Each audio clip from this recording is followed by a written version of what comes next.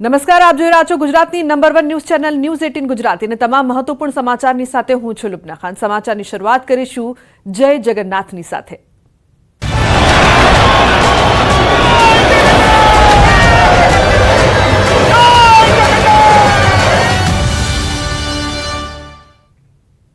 તો ભગવાન જગન્નાથને સોનાવેશનો શણગાર આવતીકાલે નાથ નીકળશે નગરચર્યાએ। ત્રણેય રથોની પ્રતિષ્ઠા અને પૂજન વિધિ થશે। રથયાત્રા પહેલા ગજરાજનું પૂજન કરાશે તો સીએમ સાંજે કરશે વિશેષ પૂજા અને આરતી। તો મહત્વનું છે કે આવતીકાલે રથયાત્રા ભગવાન નગરચર્યાએ નીકળશે અને તે પહેલા પણ તમામ તૈયારીઓ છે તે થઈ રહી છે। સીએમ સાંજે વિશેષ પૂજા અને આરતી પણ કરવાના છે। આવતીકાલે નગરચર્યાએ નાથ નીકળશે તેમના સ્વાગત માટે તમામ ભક્તો છે તે પણ તૈયારી કરી રહ્યા છે। ત્રણેય રથોની પ્રતિષ્ઠા અને પૂજન વિધિ।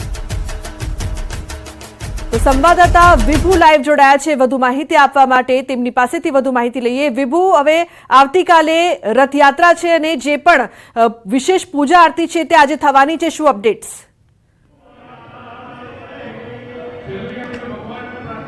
લુબના અત્યારે પૂજા આરતી થઈ રહી છે, એટલે કે સોનાવેશના દર્શન છે તે આજે ભગવાનને કરવામાં આવતા હોય છે। ત્યારે મંદિરમાં આપ જોઈ શકો છો કે ભગવાનના જે અલંકાર છે, આજે સોનાના અલંકાર છે તે ભગવાનને અર્પણ કરવામાં આવતા હોય છે મંદિર દ્વારા। પુરીમાં પણ આ પરંપરા છે તે યથાવત છે અને અમદાવાદમાં જે જગન્નાથ મંદિર છે તેમાં પણ આ પરંપરાગત આ સોનાવેશની વિધિ છે તે રથયાત્રાના આગલા દિવસે જે કરવામાં આવતી હોય છે। મંદિરમાં જે વિધિ ચાલી રહી છે, સાથે જ ગૃહમંત્રી હર્ષ સંઘવી પણ અહીં પહોંચ્યા હતા અને વિધિમાં તેઓ પાર્ટિસિપેટ થયા। સાથે સાથે ભગવાનના દર્શન કરી અને શાંતિપૂર્ણ રથયાત્રા પૂર્ણ થાય તે માટેની પ્રાર્થના ભગવાન જગન્નાથના ચરણોમાં કરી છે। અત્યારે આપ જોઈ શકો છો કે મંત્રોચ્ચાર સાથે વિધિ થઈ રહી છે અને ત્યારબાદ આજે સોનાવેશની વિધિ થઈ ગયા બાદ ગજરાજોનું પૂજન કરવામાં આવશે, કારણ કે કહેવાય છે કે ગજરાજો છે તે ભગવાનના રથયાત્રાની આગેવાની છે તે લેતા હોય છે અને તે પહેલા એટલે કે આજે 18 રથ ગજરાજોનું છે પૂજન કરવામાં આવશે। ત્યારબાદ ત્રણેય જે રથ છે તેની રથની મંદિરના પરિસરમાં પ્રતિષ્ઠા કરવામાં આવશે, પૂજા અર્ચના કરવામાં આવશે। સાંજે જે સંધ્યા આરતી છે તેમાં મુખ્યમંત્રી ઉપસ્થિત રહેશે અને તેઓ મહાઆરતીનો લાવો લેશે।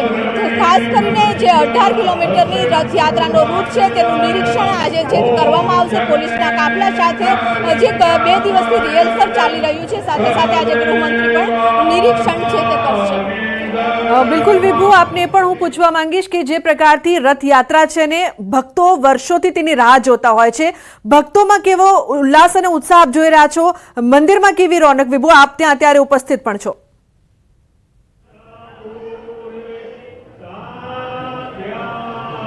અત્યારે જે મંદિરમાં સોનાવેશની વિધિના દર્શન થઈ રહ્યા છે અને અત્યારે મંત્રોચ્ચાર સાથે વિધિ છે તે કરવામાં આવતી હોય છે। વર્ષોથી આ પરંપરા ચાલી આવે છે, દર્શનાર્થે પણ મોટી સંખ્યામાં લોકો પહોંચતા હોય છે, પરંતુ અત્યારે જે રીતે વિધિ ચાલી રહી છે અને બીજી તરફ સુરક્ષાની ચેકિંગ થઈ રહ્યું છે, જેના કારણે જે ભક્તો છે તે વહેલી સવારે જ આવીને અને દર્શન કરીને નીકળી ગયા છે, કારણ કે ભગવાન ખુદ આવતીકાલે પોતે ઘરે ઘરે દર્શન દેવા માટે નીકળવાના છે, ભગવાન આવવાના છે, તે માટે રૂટ ઉપર પણ તૈયારીઓ છે તે ચાલી રહી છે। એટલે કે મંત્રોચ્ચાર વિધિ સાથે ભગવાનના આ અલંકાર છે તે અર્પણ કરવામાં આવશે અને આ વિધિ પૂર્ણ થઈ ગયા બાદ ફરી એક વખત જે ભક્તો છે તેને પણ પ્રવેશ આપી દેવામાં આવશે। અત્યારે ગૃહમંત્રી છે આવ્યા છે, પોલીસના ઉચ્ચ અધિકારીઓનો કાફલો પણ નીચ મંદિર પર છે કે જેનું ચેકિંગ અત્યારે શરૂ થશે અને તેના કારણે ભક્તોને થોડી વાર માટે જે પરિસર છે તેમાંથી ઊભા નથી રહેવા દેવામાં આવ્યા, પરંતુ જેવી વિધિ પૂર્ણ થશે ત્યારબાદ સોનાવેશના દર્શન કરી શકે તે માટેની વ્યવસ્થા કરવામાં આવશે। બિલકુલ વિભુ, સાંજે પણ વિશેષ આરતી અને પૂજા થવાની છે, જેના માટે સીએમ પણ પધારવાના છે, તેને લઈને શું વધુ માહિતી?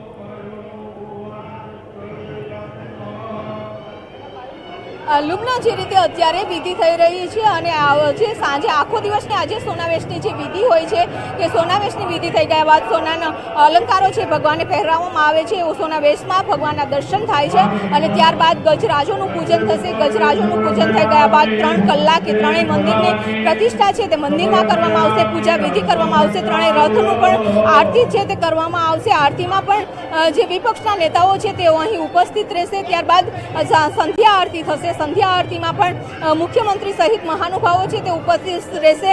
આવતીકાલે મંગળા આરતી વહેલી સવારે 4 કલાકે મંગળા આરતી થશે, જેમાં કેન્દ્રીય ગૃહમંત્રી અમિત શાહ તેમના પરિવાર સાથે વર્ષોથી મંગળા આરતી કરવા માટે આવે છે તેઓ ઉપસ્થિત રહેશે. મંગળા આરતી થયા બાદ ભગવાનને આંખેથી પાટા ખોલવામાં આવશે અને ત્યારબાદ ખીચડીનો ભોગ ધરાવવામાં આવશે. મગનો પ્રસાદ છે તે ભગવાનને અર્પણ કરવામાં આવતો હોય છે અને ત્યારબાદ ભગવાન જગન્નાથ છે તે નગર ચર્યાએ નીકળશે. જોકે આ રથયાત્રાનું આમંત્રણ છે વડાપ્રધાન નરેન્દ્ર મોદીને પણ દર વર્ષે આપવામાં આવે છે. એટલે વડાપ્રધાન નરેન્દ્ર મોદી દ્વારા પણ જે સોના વેશના જે દર્શન થતા હોય છે, ત્યારબાદ ભગવાન જગન્નાથનો જે પ્રસાદ છે તે વડાપ્રધાન નરેન્દ્ર મોદી પણ છે તે દર વર્ષે મોકલતા હોય છે. સાથે સાથે તમામ જે સમાજના અગ્રણીઓ છે તે પણ આજે મંદિરમાં દર્શન કરવા આવશે. એટલે કે આજે આખો દિવસ છે તે ભક્તો પણ દર્શન કરી શકે તે માટેની વ્યવસ્થા છે કરવામાં આવી છે. બિલકુલ વિભુ, સમગ્ર રૂટની જો વાત કરવામાં આવે તો સમગ્ર રૂટને લઈને પોલીસનો પણ ચુસ્ત બંદોબસ્ત છે તે ગોઠવી દેવામાં આવ્યો છે. કોઈ પણ જાતની કચાશ ન રહે તેનું પણ વિશેષ ધ્યાન રાખવામાં આવ્યું છે. તેને લઈને શું વધુ માહિતી વિભુ? લુમના આખો જે રૂટ છે એટલે કે 18 કિલોમીટરની આ રથયાત્રા છે નિજ મંદિરથી જ્યારે નીકળે છે અને સરસપુર સુધી આ રથયાત્રા છે તે જતી હોય છે. એટલે કે રૂટની જો વાત કરીએ તો મંદિરથી લઈ રથ અને ત્યારબાદ સરસપુર સુધી 18,000 પોલીસનો કાફલો છે તે તૈનાત રહેશે. ઉચ્ચ અધિકારીઓ છે તે ઉપસ્થિત રહેશે. સાથે સાથે સીસીટીવીની નજર રાખવામાં આવશે, ડ્રોન કેમેરાથી પણ નજર રાખવામાં આવશે, મૂવેબલ કેમેરા પણ રાખવામાં આવશે. ભગવાન અને ભક્તોની સુરક્ષામાં કોઈ જ ખામી ન આવે તે માટે ગુજરાત પોલીસ સજ્જ બની ગઈ છે. આજે પણ રૂટનું નિરીક્ષણ કરશે. જ્યાં મુસ્લિમ આગેવાનો છે તે પણ જ્યારે રૂટનું નિરીક્ષણ થતું હોય છે ત્યારે તેઓને આગતા સ્વાગતા કરવા માટે ઊભે છે. એટલે કે કોમી એકતાની પણ આ એક રથયાત્રા કહેવાય છે, જેમાં તમામ ભક્તો છે તે જોડાય છે. ત્યારે ભક્તો અને ભગવાનની ખાસ કરીને ભગવાનના જે 3 રથો હશે એ રથની જે સુરક્ષા છે એન્ટી રેપિડ એક્શન ફોર્સ છે તે કરતી હોય છે. એટલે કે આરએફઓ દ્વારા તમામ જે 3 રથ છે તેનું રક્ષણ કરતી હોય છે. સાથે જ જે ગુજરાત પોલીસમાંથી એટલે 18,000 પોલીસ હશે, જેમાં મહિલા પોલીસ અને તમામ સ્ટાફ છે તે ઉપસ્થિત રહેશે. ફરી એક વખત આપણે દ્રશ્યો બતાવીશું કે અત્યારે મંદિરમાં જે વિધિ થઈ રહી છે એટલે અત્યારે મંદિરથી લઈ અને સરસપુર સુધીનો સુરક્ષા વ્યવસ્થાનો કાફલો છે તે ગોઠવવામાં આવ્યો છે. જી બિલકુલ વિભુ, આભાર સમગ્ર માહિતી બદલ. તો રથયાત્રાને લઈને તમામ તૈયારી, જગન્નાથના સોના વેશના દર્શન.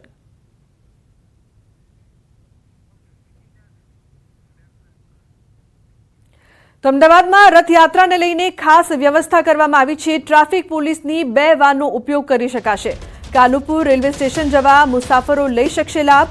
સારંગપુર અને દરિયાપુરથી મુસાફરોને બેસાડીને રેલવે સ્ટેશન પહોંચાડાશે. ટ્રેનની ટિકિટ બતાવી પોલીસ વાનનો ઉપયોગ કરી શકાશે.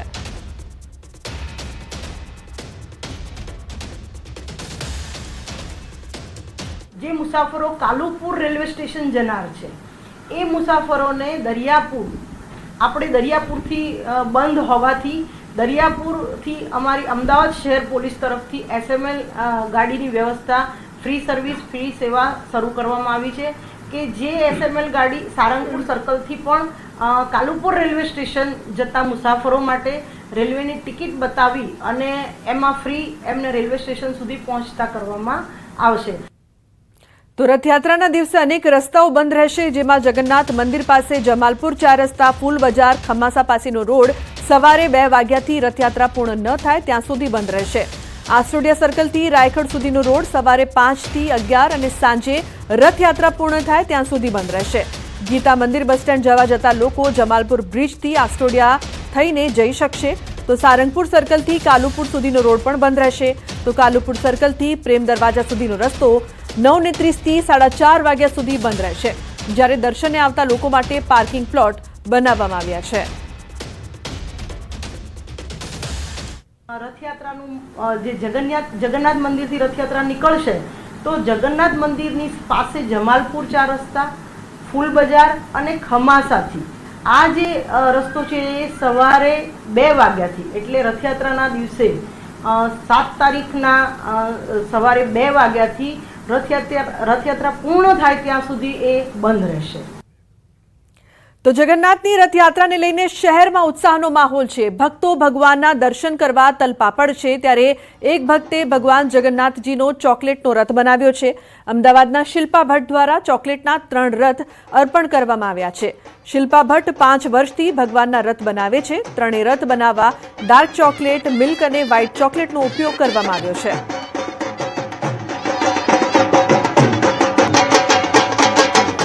ભગવાન જગન્નાથ નગરચર્યાએ આવતીકાલે નીકળશે અને પહેલા જ જે ભક્તો છે તે ખૂબ જ ખુશ છે। ભેટ સોગાતો છે તે આપવા માટે મંદિરે આવતા હોય છે। વર્ષોથી શિલ્પાબેન છે કે જે ચોકલેટમાંથી રથ બનાવે છે। આ વર્ષે 3 રથ બનાવ્યા છે અને 3 રથ છે ચોકલેટમાંથી બનાવેલા છે। ખૂબ જ મહેનત કરવામાં આવતી હોય છે અને અત્યારે હવે 3 રથ છે તે મંદિરને અર્પણ કરશે, ભેટ આપશે। શિલ્પાબેન, અત્યારે મંદિરમાં ભેટ કરવા માટે આવ્યા છો। દર વર્ષે તમે રથયાત્રા પહેલા રથ છે ચોકલેટના તે આપતા હોય છો। કેટલી મહેનત કરવી પડી છે આ વખતે, ને ગરમી પણ છે એટલે ચોકલેટ ગળગી ના જાય એટલા માટે કઈ પ્રકારની? આમ તો નોર્મલ ટેમ્પરેચરમાં રહેતું હોય છે, પણ આ વખતે 3 રથ બનાવ્યા છે અને 4 દિવસની મહેનત થઈ છે। અને એકચ્યુઅલમાં મારું 5મું વર્ષ હતું, એટલે એવું હતું કે મારા ફેમિલી, ફ્રેન્ડ્સ બધાને સાથે લઈને વાતે ગાતે ભગવાનના મંદિરમાં આવી, એટલે ત્યારે બધાને લઈને આવી છું સાથે। તો વાતે ગાતે જે ચોકલેટનો રથ છે તે ભેટ કરવા માટે મંદિર આવ્યા છે। કેમેરામેન નિલેશ સોસા સાથે દીપ પટેલ, ન્યૂઝ 18 ગુજરાતી, અમદાવાદ। તો અન્ય મહત્વપૂર્ણ સમાચારની જો વાત કરીએ તો છેલ્લા 24 કલાકમાં રાજ્યમાં 131 તાલુકામાં વરસાદ વરસ્યો છે। 45 તાલુકામાં 1 ઇંચથી પણ વધુ વરસાદ નોંધાયો છે। સૌથી વધુ સુરતના ઉમરપાડામાં વરસાદ નોંધાયો છે। ઉમરપાડામાં 5 ઇંચ, વાંસદામાં 4.6 ઇંચ વરસાદ, તો કપરાડામાં 4.5 ઇંચ વરસાદ, ખેરગામમાં 4.4 ઇંચ વરસાદ વરસ્યો છે।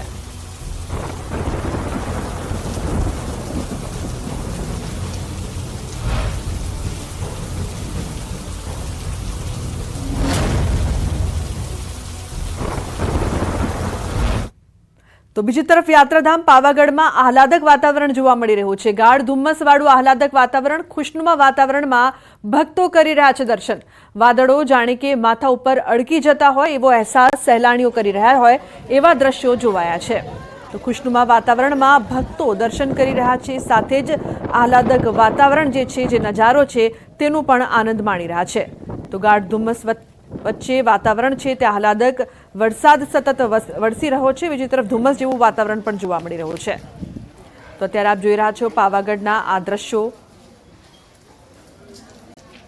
તો પંચમહાલથી રાજેશ જોડાયા છે ફોન લાઈન પર વધુ માહિતી માટે। રાજેશ, પાવાગઢમાં જે પ્રકારના દ્રશ્યો સામે આવી રહ્યા છે, ભક્તો પણ આ મોસમમાં દર્શન કરી રહ્યા છે, શું અપડેટ્સ?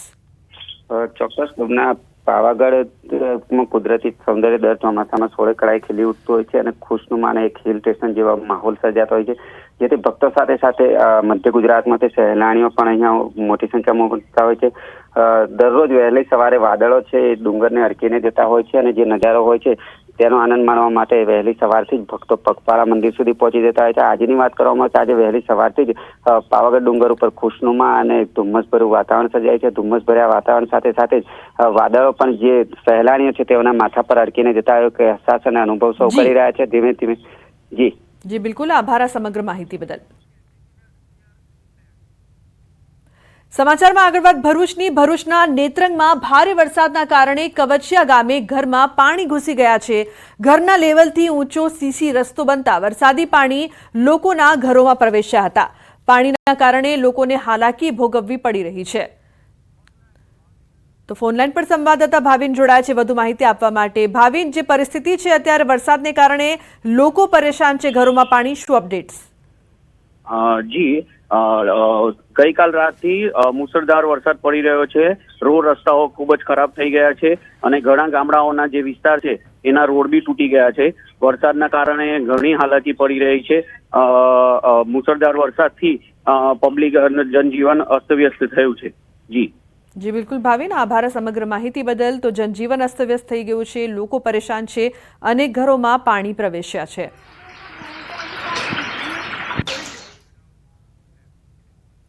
અને મહત્વપૂર્ણ સમાચાર ભરૂચથી। ભરૂચ નગરપાલિકાની સામે આવેલા ડ્રીમલેન્ડ પ્લાઝા શોપિંગ સેન્ટરમાં ઉપર છાજલીનો ભાગ ધરાશાયી થતા અફરાતફરી મચી છે। શોપિંગ સેન્ટરનો ઉપરનો ભાગ જર્જરિત હાલતમાં હતો, તેને ઉતારવાનું કામ ચાલી રહ્યું હતું અને આ સમયે આ દુર્ઘટના સર્જાઈ હતી।